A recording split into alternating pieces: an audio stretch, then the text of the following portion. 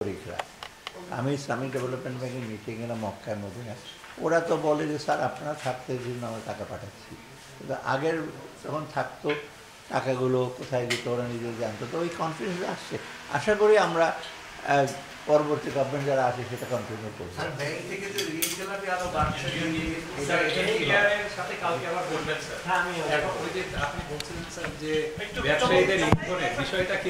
না এটা এটা আমি ডিটেল বলবো না, আমি এনবিআরদের একটা হয়তো একটা কি জানি অ্যাপ্রিহেনশন আছে এনবিআর ক্যারিয়ার।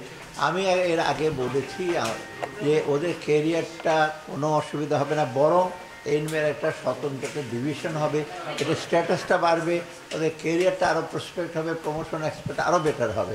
এখন তাদেরকে কারা বুঝিয়েছে এটা ভেতরের ব্যাপার, সেবার আপনারা আরও ভালো জানেন।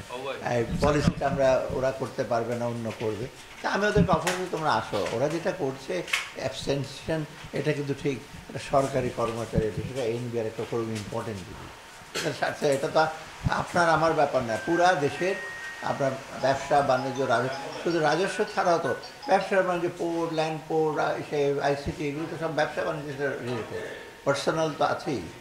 অতএব আমি আশা করি ওরা কালকে, আমি বলছি এমন কোনো সমস্যা নাই পৃথিবীতে যে সমস্যার সমাধান করা যাবে। হ্যাঁ, আমি তো বলেছি বন্ধ করতে ইমিডিয়েটলি। সতর্কবাণী এখন আমি ওদেরকে কথা বলার জন্য ডেকেছি, আবার সতর্ক কেন আগে করবো? আগে তো কথা বলে নেই। তারপর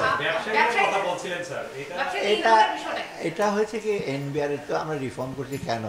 এনবিআর ভেতরে আপনার অনেক রকম ইসে আছে, ডিসক্রিপেন্সি আছে, অ্যাকাউন্টেবিলিটি নাই, ট্রান্সপারেন্সি নাই, তাই না?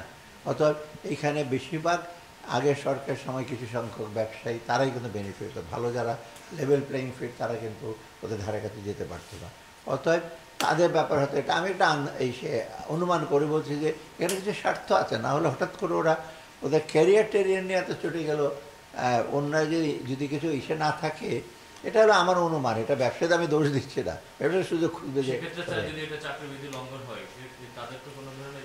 এটা আমি দেখছি। আমি একটু ধৈর্য ধরছি। আমি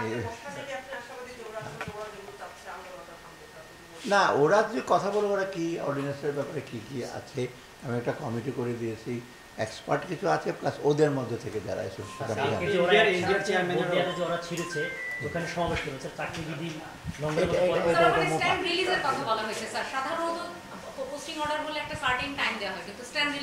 সরকার এগুলো করে। চাকরি করতে হলে অনেক বিধিবিধান আনতে হবে, শৃঙ্খলার থাকতে হবে।